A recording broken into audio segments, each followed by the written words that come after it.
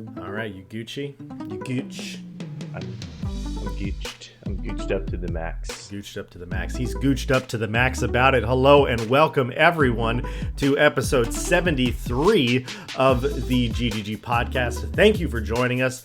I want to apologize for some late uploads. We got incorrectly flagged by YouTube, so I wasn't allowed to post things there for a little bit, but YouTube actually apologized to me because it was their mistake. That's good. So it was nice. Thank you, YouTube, for apologizing. Appreciate it. But yes, we are back. I was ready to go scorched earth. I was ready to go nuts. But we are back, so if you haven't already listened to our Nintendo Direct episode, it should be right before this one. It's just been delayed. So yeah, we're going to be talking a little bit more Nintendo Direct feedback now that the internet has had a week to mull all the news over, along with some other important news that we'll get to. But before I get into that, if you haven't already liked and subscribed to our YouTube channel, please do so. And if you follow us over on Spotify or Apple Podcast, follow us over there. Give us a 5-star review. Do your thing. Joining me, as always, is Phil. Phil, fresh off an exciting week, a midweek, a week. What kind of week? You know, the world's on fire, and I don't. And how about yours? To quote the bards over at Smash Mouth. Yeah. No, it's been a good week. I've been playing pretty much just Monster Hunter. I got back into some Assassin's Creed as well, and I am enjoying it. But then there's also long sequences where you have to go from one place to another, and I'm like, I think I'd rather just kill Dezhou or whatever, and get some cool clothes out of it. So that's been my sort of thing. I recently acquired some new Magic the Gathering cards. I'm working on a Deadpool deck. That's right, you heard me correct. Deadpool. Also probably going to feature Gary from SpongeBob in that deck. So What the frick? Because God is dead. That's the type of stuff we're doing now. Wow. Okay. That's crazy. I mean, it's amazing that Magic the Gathering has gotten to that point. Can you actually do a full deck just featuring Gary, but the rest of the cards are Deadpool? Like, are you doing other X-Men or? Well, so the concept is it's commander. So it's a there's commander one deck. card that's one card's in charge. It's going to be Deadpool. And then Gary is just one of the other cards. Very powerful, very salty card. So Okay. So, but what kind of cards are you going to pair with Deadpool? Like, who would he be in charge of? I feel like it's tough. I mean, obviously, Gary Patrick fits his color profile. So it's the card itself is meta, which is a really fun thing. It just says Deadpool trading card, and what he does is when you play him, you just take someone else's ability, and then you give them a really crappy ability that hurts them. Okay. All right. So the deck is all about causing mischief, which is very Deadpool. It's more on theme than specific people pairing it. Sure. I see. Yes. You've got to focus on that utility. I get it. Mm-hmm. What have you been up to? What have you been playing? I've gotten kind of back into a Marvel Rivals stride with the excitement of season 2 around the corner. So made it into Diamond League. So I'm tentatively proud of that. So just in time for the Diamond Queen to show up. Exactly. I've been playing that. Been grinding Helldivers, just unlocking more of the War Bond as I was doing last week. I really like the weapons and the hover pack in this War Bond. They're really kind of a game changer as far as you can feel like sniping is a legitimate strategy on the higher difficulties now because of the hover pack, because you can get up on a cliff and stay away from enemies and be on Overwatch for your team. That's really cool, actually. Yeah, and so it's there's interesting strategies and stuff that I've seen online with that as well. So so that's been good. That game is such a sandbox. I love it. They've opened. There's hey, do what you want. The game's good, and then we'll add in a new Yeah, step. well, Great. if we break it, we'll fix it later. It's fine. So yeah, and then still playing the finals. Kind of slowly here and there. But yeah, there's no real big like single player game I've like sunk my teeth into. I did not pick up Assassin's Creed yet. I am going to, but I feel like that's kind of the game. I've fallen off of Monster Hunter again. Like I Really? went back and I played the hub update with my friends for one night, and that I just haven't gone back to it. So yeah, gotta Hey, listen, you'll get back there eventually. It always All right. comes back to Monster. All right, we'll see. I don't know. Maybe I need to switch to the hunting horn and have some fun, or something like that. Just jam out. Yes, just jam out. All right, well, let's get into this week's agenda. For our major game releases this week, we got South of Midnight coming out tomorrow, the day after we're recording this. And South of Midnight is an Xbox exclusive, or at least it is for now. And it looks like a really interesting original game, which is not something you see very often nowadays, which is weird. But yeah, it's definitely, it's like an action. I don't know if it's an RPG, like action adventure game maybe is a little bit closer to it. I really love the art style here. The environments look gorgeous. The art style looks gorgeous.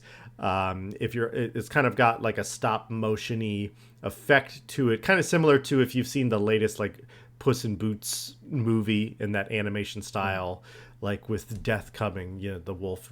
We've seen that meme around. So cool. Yeah, Such a good boss battle in that movie. Yeah, it's that movie like knocked my socks off on how good it was. So like I think it was Puss in Boots: The Last Wish or something like that. Yeah. So really good movie, but yeah, similar like stop motion-y kind of effect in this game, South of Midnight, and it also like aesthetically looks like it's kind of in mythical Louisiana. Reviews are looking pretty good. Combat looks fun but not complicated, so there's not a lot of gatekeeping there as far as people being really intimidated from the gameplay. So yeah, overall it looks like a pretty solid game, and always happy to see a new IP like have a strong start. I think it's unfair to expect new IPs to come out and be like 10s out of 10s. But yeah, what do you and to sell like 10 million copies. Yeah. Small correction. Oh. South of Midnight released yesterday. Oh, my apologies. Yeah. And it's available on Game Pass for those of you that are living that past life. You can come and get some South of Midnight. I'm very excited about this one. I like the sort of like Americana myth is not something that you get to see explored a lot in video games. Yeah.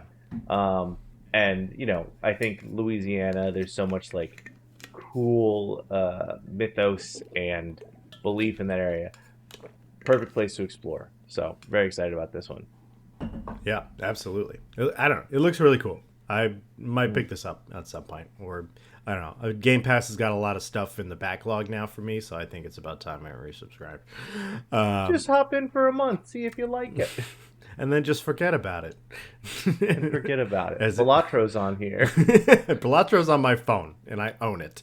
So, but wouldn't you rather have it on another screen in your house?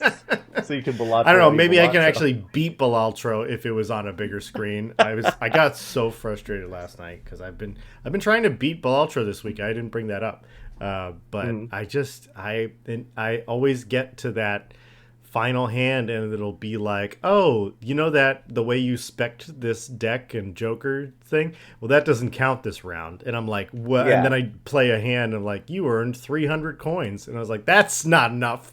I gotta earn 20,000.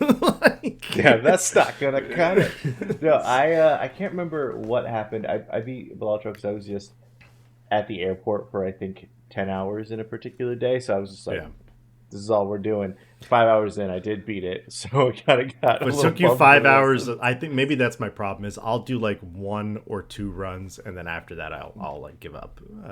I think you got to stay loose and like fresh and ready. So you got to just keep playing until you beat it. All right, I'll do that. All right. You'll lose friends and loved ones, but it's worth it. I mean, not if you're in an airport, right? First up on the news, what everyone has been talking about this week, Marvel Rivals Season 2 is right around the corner, coming out on April 11th. That's this Friday. But honestly, a lot of content creators have already gotten early access to the new season, to all the updates, to Emma Frost, the new launch character for Season 2. And it was also revealed that Ultron will be the character that will be released mid-season in Season 2.5. Some people are a little bit upset that Blade did not come this upcoming season because he was teased last season. How do you feel about that, Phil, before we get into all the other details? Perfectly fine, because Blade would have definitely, in my opinion, probably been another duelist, and we've got way too many as is. Yeah. I'm really happy to see Emma Frost as a tank, or what are they called? A Vanguard. Yeah. And rumor is Ultron is going to be like flying support. That's just like what I've heard from leaks from when the game released. Yeah, I think they confirmed that he is a strategist. So okay, good. Yeah. That's great. Yeah. That's excellent. But yeah, no, I'm pretty excited about it. Hellfire Gala is an interesting thing that happens in the comics every couple of years, and it's just an excuse for artists to make really cool takes on X-Men characters and like give them really cool clothing, and I'm very excited to see that. The Captain America in his zoot suit is not really doing it for me, but I've already got a Captain America skin I like, so who cares? We got the Infinity War skin. We're good. Yeah, we're fine. Yeah, I mean, I totally agree with you. Like, I was a little disappointed Blade wasn't coming, but honestly, the game needs more Vanguards. The game needs more strategists. There's easily double the number of each as far as like DPS, and that is always a problem that I'm running into online, is that everybody wants to play damage, and it's like, I get it, guys, we all want to score, but I like winning more than I like scoring. Yeah. And it's surprising to me, honestly, because like, as I mentioned, like, I'm in Diamond League, which I'm sure there's plenty of people who are well above me in the ranks, but like, I figured by the time that I got to Diamond League, I would stop seeing these 4 DPS teams, and it doesn't happen. I mean, I feel like people are a little bit more malleable, like, okay, I'll switch to a tank or something like that. But people just want to play DPS all the time. So I'm happy that there's another tank in the game. It is easily the most unpopular class, and she looks sexy as hell. Like, there's no getting around it. And I'm here for it. So I love it. She seems to have a move where she choke slams people, and I think that's gonna be an awakening for a lot of people. Yeah. Just no further elaboration needed. I'm gonna be pretty into that. Yeah, no. She also just seems like such an interesting character, because it's a lot of shielding. Obviously, she has diamond mode. Not that I know the full gameplay is out there, so we've seen her whole kit. I haven't paid too much attention to it because I'm like, I want to play and experience it. But I like the idea of a sort of scrappy Vanguard who like can go out there and do all this, and then also throw people around a little bit. Obviously, we have that with Hulk, but Hulk is also just about like doing damage and being the focus versus protecting other people. So yeah, excited to see how this goes. Yeah, I'm really curious. I also, a thing of something that we should note is one of the biggest changes that they're actually incorporating into this season is they're making adjustments to team up abilities. So there are some team up abilities that are completely going away. There are some team up abilities that are being added. I know Bucky and Captain America are now getting a team up ability. This is to make up for that Rocket Raccoon and Bucky will no longer team up. It's that infinite ammo team up that they also have with the Punisher. Bucky is out of that little spear of team ups.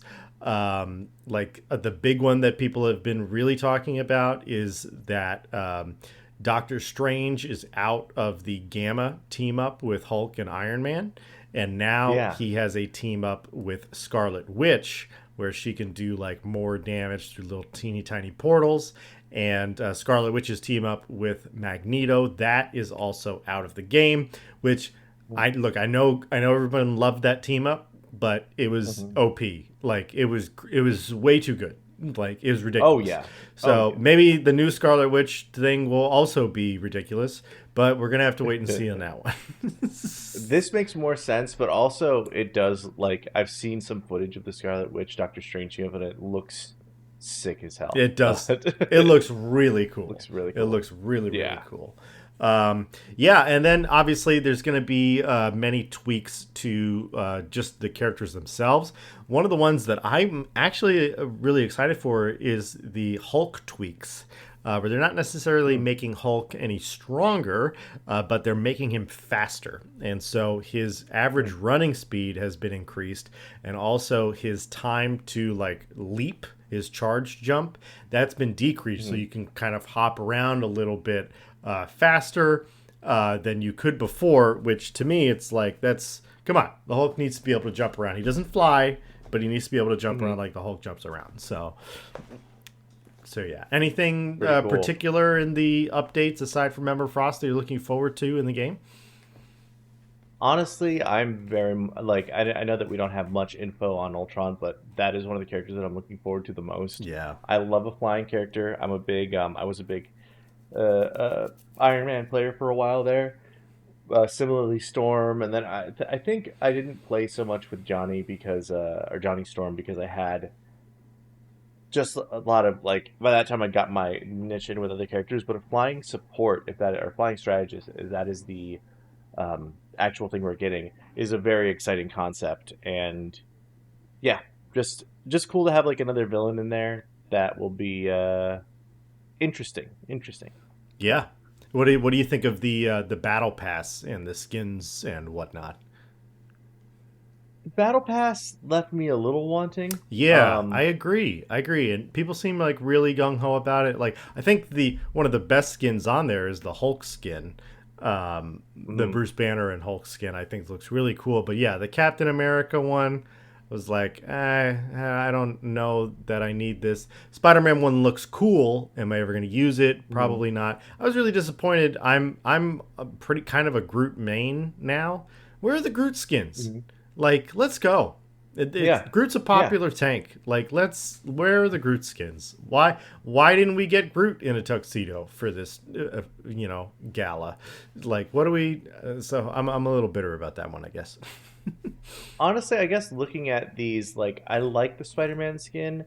I don't play enough as Spider-Man to like really Right. care about a new Spider skin. Right. Also, it's kind of Miles colors is the other thing that I'm like. Yeah. I thought this was like their alt universe way, like, because we see this character.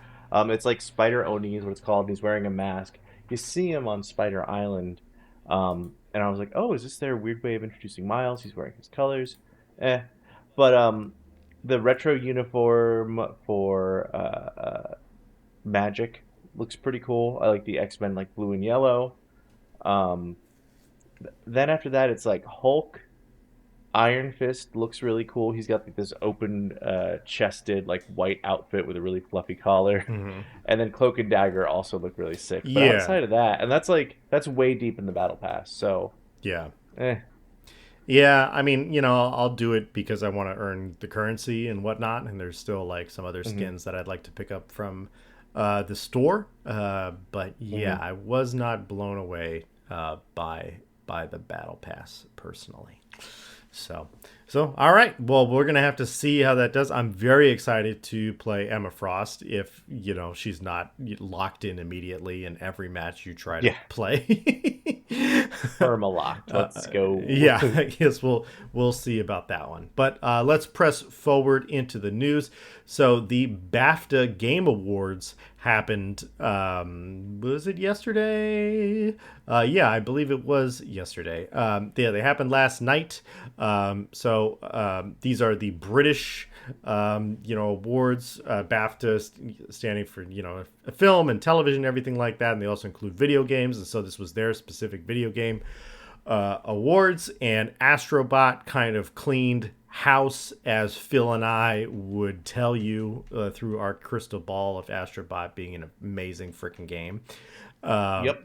So it won Best Animation, Best Audio Achievement, Best Overall Game, Best Family Game, and Best Game Design. Some other notable winners. Best Debut Game was Balaltro, as we were just talking about. Best Multiplayer Game and Best Music, Helldivers 2. I thought Best Music was interesting for them, but like... I'd be lying if I said that didn't live in my head. So that bum, bum, bum, bum. So I was recently out and about, and I saw a guy in a Helldivers 2 t-shirt, and I really wanted to do the Helldivers salute to him. But then if he didn't get it, I would have looked like a real butthole. So I didn't do it. Well, at least you wouldn't have looked like Elon.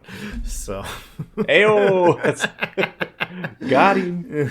But no, I definitely think that probably it's weird because like the BAFTAs are the British awards, and they kind of, I'm trying to think of the right way to say this. They're the people who probably understood that Starship Troopers wasn't just a cool movie about a cool guy killing bugs, and that it was a satire about authoritarianism and its creeping influence on Western culture. Mm-hmm. So they could probably recognize like what that game and what that music is doing from a more inclusive level. I don't know. Yeah. A deeper understanding that we don't get. All right. Well, I just think it rocks. It reminds me of Eagles. Bacon and motorcycles. All right, so pressing right along through the news. So obviously the big thing that happened last week was the Nintendo Direct, revealing all the information about the Switch 2, debuting several games, showing off Mario Kart, looking at Donkey Kong Bonanza, which looks phenomenal. And over this last week, we've just been getting a lot of reaction, both from content creators and just commenters out there experiencing this news, and of course gaming journalists themselves. And honestly, like, everyone's complaining about the price, and I get that, and I agree with you. I don't want to pay this, but the problem I've having with a lot of the criticism is that everybody's going to pay for it. Everyone's going to buy it. And if you are going to complain about the price, which, listen, I am on your side. I am here complaining about the price too. Don't buy it if you don't agree with it. But you are going to buy it anyway. And that's the problem. I was watching a breakdown, like kind of like a post show of Nintendo Direct on Kind of Funny Games, which is, is headed by Greg Miller and is a network that Phil and I like really enjoy and think that they have an interesting perspective on games. And the guy was saying the fact that you have to pay for the tour of the Nintendo Switch 2, something we brought up as being absolutely ridiculous, and it absolutely is. And he like complained about it for like 5 minutes, and then he said, but at the end of the day, I'm going to buy it. And it's just like, why? Why are you buying it? If you're going to go on this long rant and complain about it, like, you don't buy it. Don't support them trying to sell you a tutorial, a user guide on how your Switch 2 works. Like, if you don't agree with $80 games, don't buy it. That's simple. Yeah. But if you're like, oh, well, it sucks, but I'm going to buy it anyway.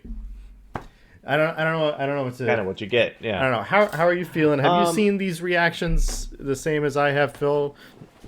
I have, and I think, listen, I think they're dumb for a different reason. Let's hear it. For a different reason. I think that video games have not gone up in a while. Mm-hmm. And Nintendo, more than anyone, like, their games maintain their value. And I wouldn't say I'm like the biggest Nintendo fan. I think they make excellent games, but I'm not like someone who's loaded up to the gills with Nintendo stuff. Yeah. I'm even on the fence about getting the Switch 2 day one.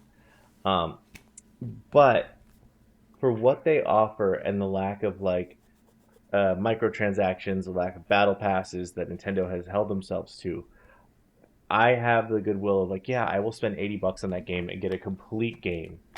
Right. Additionally, back on the Super Nintendo, you bought games that were $80 and $90. Donkey Kong Country, I believe, when it came out, dropped at like $79.99. Mm-hmm. Um, and okay, there's like a couple of reasons that I'm like, listen, it's not that bad, but like the cost of living is constantly going up, Yeah. and if we want to pay for games to get made, I don't mind like paying a little bit more, knowing that the game developers are being treated well. Nintendo usually has a pretty good rep for that. Um, that's all the stuff that kind of cooks for me. Like rather than making me pay for a game and then piecemealing out little pieces afterwards for an extra $5 or $6 here, Yeah. just give me the whole thing in one package. I do think that there's something to be said though. The Nintendo Switch 2 may go up Right. $100+. You know. Well, I did read Um, today that Nintendo released a mhm. statement that they priced the Switch with the anticipation of tariffs. And so they are Oh, going okay. to hold firm on their price that they have announced. Okay. So that is a statement directly from Nintendo. They could change their mind, but that's been kind of Mhm. speculative over the last couple of days with how the stock market's been doing.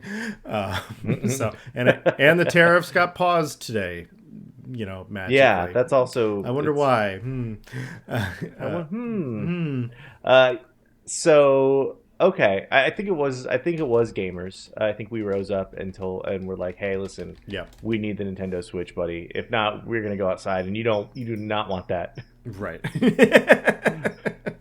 We touch grass, it's your ass. That's what the quote should be from gamers everywhere. Sure. Um, but yeah, I don't know. I think all this to say, as long as the cartridges still taste bad, I'm in. I'm in. Sometimes you say stuff like that, and I'm just like, I think he was just testing if I was still listening. Like that. Yeah.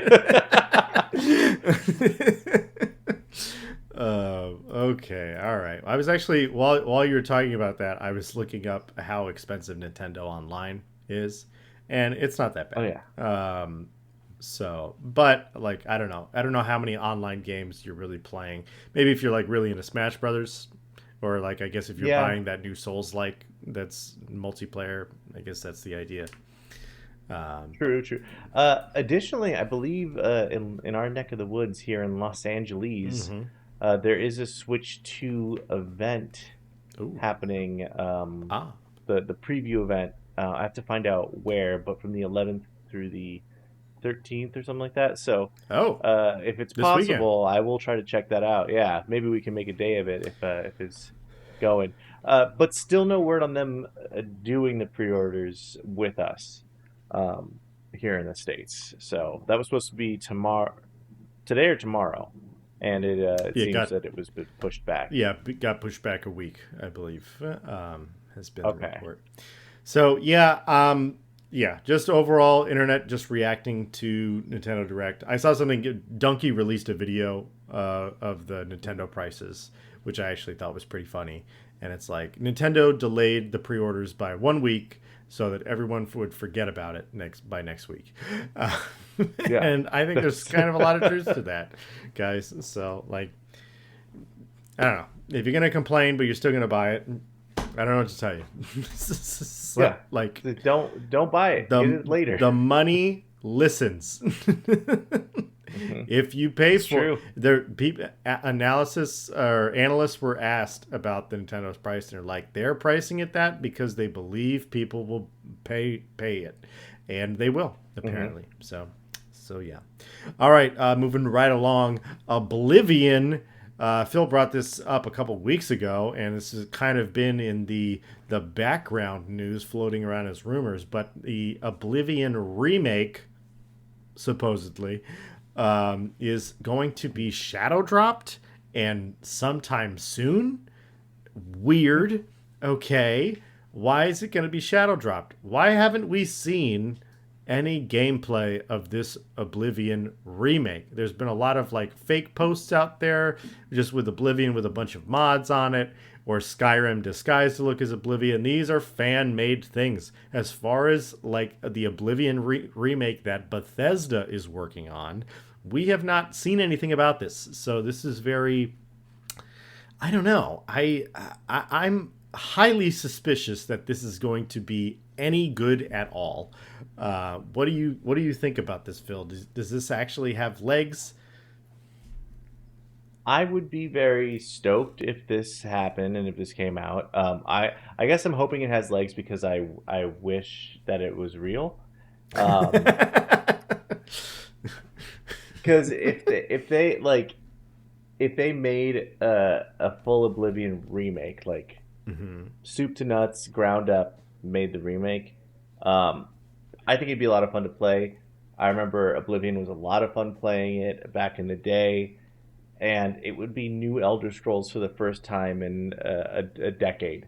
So, not counting Elder Scrolls Online, but also nobody should count Elder Scrolls Online. It's not the same game. It is not as much as I want it to be. It just is not. So yeah, if I think the thing that's most that I'm most incredulous about is the idea that they would shadow drop it because it's Bethesda. That said, they have that Microsoft money right now. That said, can Microsoft do anything good? That said, could they do something good by accident? I mean, I think there's a market for this. Oblivion was a hugely successful game. I think it's just been overshadowed by Skyrim because Skyrim was better. You know, Skyrim was peak Bethesda product. It gave you, it was a real open world. It had a great sense of progression, had a great sense of freedom. There were dragons in it, and you know, we might have gotten spoiled with dragons in video games nowadays, but back in the day, man, dragons were not, you know, just popping up in video games all the time. You know, there were a lot to animate. And so how do we do wings? Nobody knows. I did the birds, but they're 2D, like, you know, like but yeah, so like I think Oblivion is ripe for a remake, but it's just very suspicious to me that we haven't seen anything. They haven't marketed this at all. They were supposed to talk about this. Xbox was supposed to talk about this in January of this year, and now we're into the second week of April. And they were supposed to show us something, and they didn't show us something. And now that there's rumors of it shadow dropping, that tells me that they do not believe in this product. And if they don't believe in the product, to me, what that says is this is more of a updated, oh, now you can look at Oblivion textures in 4K, as opposed to we actually went in and redesigned how the game looks, updated some of the features that are like in Skyrim, that Oblivion, like people forget about how clunky Oblivion was, you know, because it's an old game. Yeah. So you need like quality of life fixes in there. And so this to me just tells me that there's a complete lack of faith in the product if this is real, which I think it's real. I just don't know if Xbox has decided whether they want to actually release it or not. I think obviously it would be a Game Pass release, right? Yeah. I mean, I'm sure. Here's the thing that's crazy to me. It would be crazy because I was like, okay, well, maybe if they just took the Skyrim engine, or like, you know, the updates they made to the Skyrim engine from the Oblivion engine, and released the game there, that would be a great step. That said, in that game, you have to load when walking into a town sometimes, or load when walking into a building, which is not a thing anymore. So they would have to do a lot of stuff to make this game catch up to where it should be, or where I think even someone would want to pay for it, because you could go get Oblivion and mod it out to high heavens and get rid of a lot of stuff. Right. So yeah, I don't know. Listen, man, I'm very hopeful. I just am not sure that we're getting anything good here. Do you think this is maybe like Elder Scrolls is still really far off from coming out? and they're like, oh, well, we're using all this technology in the new Elder Scrolls. What if we applied it to Oblivion, and like we can get some sales that way while we're still trying to bide time before Elder Scrolls is remotely ready to release. I could see that pretty much as kind of like I think it's just crazy for them to do this rather than even show us anything about Elder Scrolls 6. Yeah, I agree. Like, It but it is Bethesda, and they do be doing wild stuff. they do be So doing they do be doing wild things on the reggie. on the Um, Reggie. Okay. but I think it would be really cool for them to just be like, "Hey, it's here, go get it." Yeah. Um, Okay. I'll play it again. I'll play it again. It's on Game Pass. Play it again. Sure. All right. Well, let's press along in the news then. So we got an 11-minute gameplay walkthrough of the Outer Worlds 2. Our friend Austin over at Obsidian, a area designer, level designer over there at Bethesda, worked on many of this game's areas, I guess. But yeah, this was really interesting. This is the first extended look at gameplay for the Outer Worlds 2. And I have to say, like, I was pretty impressed. I think they have kind of struck a really good middle ground, both aesthetically and how the gameplay looks between, like, is it Starfield or is it Borderlands? Yeah. And it looks like it feels really good. It also looks like it doesn't get too caught up in the numbers. Like there are numbers and there are, just damage points and everything like that. But it's not like, oh, this guy's got 800 health and my assassin skill will only kill 200 of his 800 health if I'm trying to sneak up on him, like that kind of stuff. So, but I thought graphically it looked very impressive. All of the items looked really specific and cool. They didn't look like just generated, this is generated weapon Nonsense. A. Yeah, exactly. Yeah. So I think it looked really good. I'd still like to see more because it was most of the gameplay was sneaking into this base. So I'd like to see some other elements of gameplay. But I like the art style. And looks good to me so far is what I'm trying to say. I'm on the same boat here. I think graphically, like that was one of the major issues for me playing the original one. That graphically it looked it looked just a little past Skyrim, and it came out Yeah, like a better good way Fallout kind of after thing. that. Yeah, yeah. But now it looks like it has a little bit more of its own identity. There's some really cool effects going on that make it look like a little bit more of an action game than feeling like kind of a weird playground, which the last one I felt had like it was just a little too goofy by half, and I feel like they've tuned it back now to make it seem a little bit more realistic. I saw a really cool bit in the video where the player character throws a grenade and then freezes time and shoots it. So it also shows me they're doing some really cool stuff with the action in the game. So yeah, this is. I think. I don't think I'm gonna go back and play Outer Worlds 1 again because I remember I've tried it a couple times. Not really my cup of tea, but it does seem like this is getting the Assassin's Creed true treatment where they figured out what the first game like it was a thesis statement, and now they are like really iterating on it and giving us what their original vision was. So yeah, I think those are great points. Similarly, probably not going to go back and play Outer Worlds 1. But yeah, it looks really good. I'm really curious to play this game, honestly. I think it kind of what you were saying about the action, it kind of feels like there's a playfulness that like Dishonored had, or like, what was that Death Loop?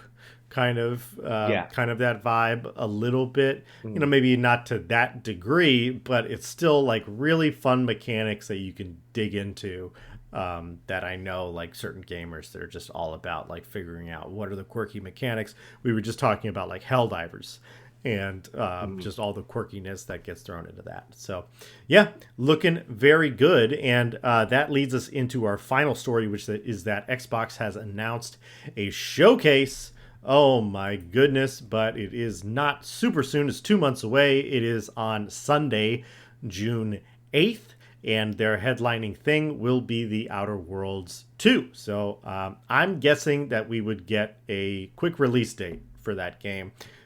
Seeing how ready it looks, and because it's going to be the headlining game, I would be very surprised if they're like, just kidding, it's not coming out till Christmas. Yeah. I have a feeling they're gonna either be like, it's coming out in 3 weeks, or it's out right now. Something like that.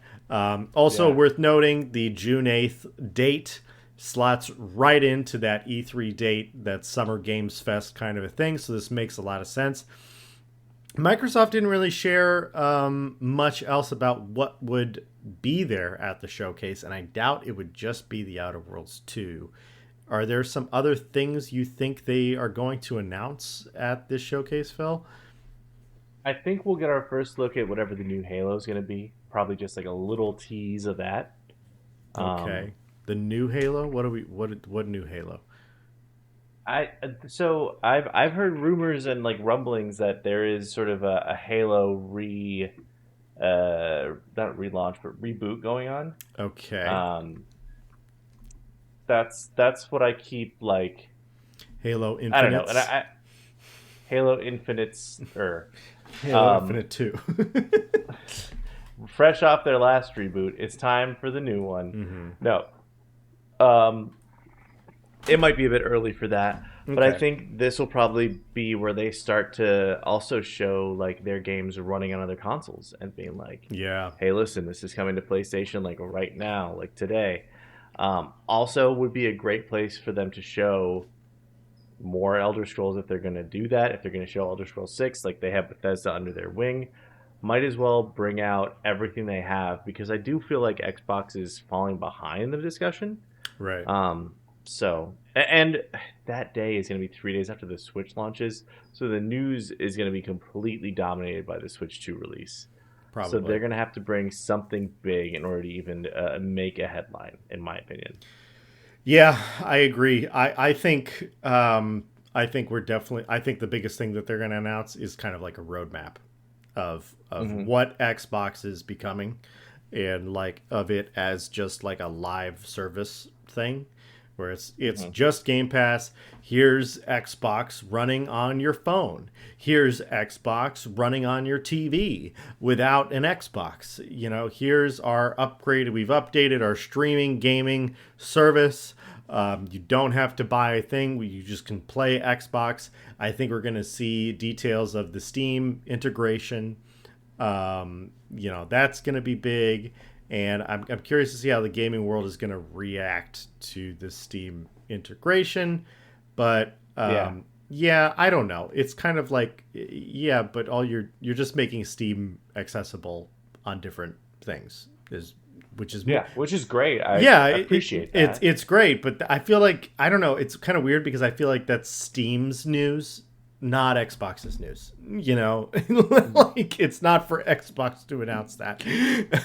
um, uh, It is kind of wild that it feels like this would have been like Steam would have been a footnote on an Xbox story 15 years ago. Like, oh yeah, Xbox there, Steam runs on Windows, Xbox is, Microsoft. They're trying to just partner as much as possible because, your Xbox is a computer. And now I do feel like my PC is my Xbox. yeah, But all that to say, um, I feel like Steam could very easily just be like, yeah, we're working with Xbox and casually drop it because they are the biggest thing in gaming in terms of a platform right now. sure, absolutely.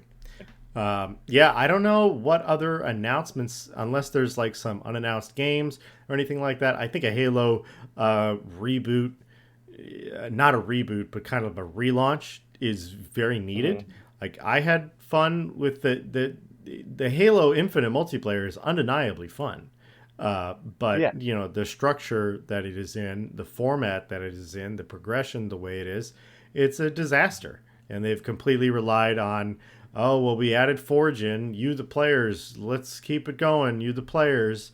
And I feel like sometimes also when you get into like gaming cosmetic stores, sometimes you get a little carried away, guys. You know, like are you telling like I have to pay $2 for different shin guards for my Master Chief? You know, like for my Spartan? Like, like I don't know. It's a bit too much. They need to do a revamp. They need to treat Halo, if they're doing a relaunch, they need to treat it like a real live service with events and with things to do and ways to progress. And they don't have that. They've been relying on, well, Halo's fun, but now I think gamers expect a lot more than it just being fun, unfortunately. So yeah. Yeah, I think you're right there.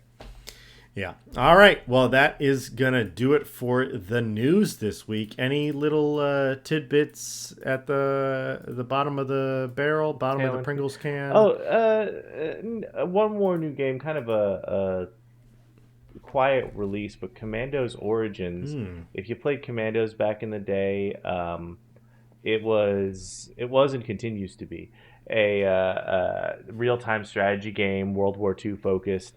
Been re-released, getting a 74% on Metacritic, so that is a decent score if you are into that. I feel like if you're a fan of real-time strategy or even turn-based strategy, it's a bit of clawing your way through the desert right now in the game's world. Sure.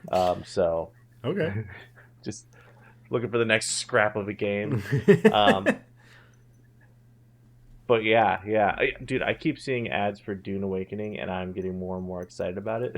They are pumping the ads, but it's like, you haven't showed me anything. I need like another in-depth trailer or something like that for that game to raise my excitement again.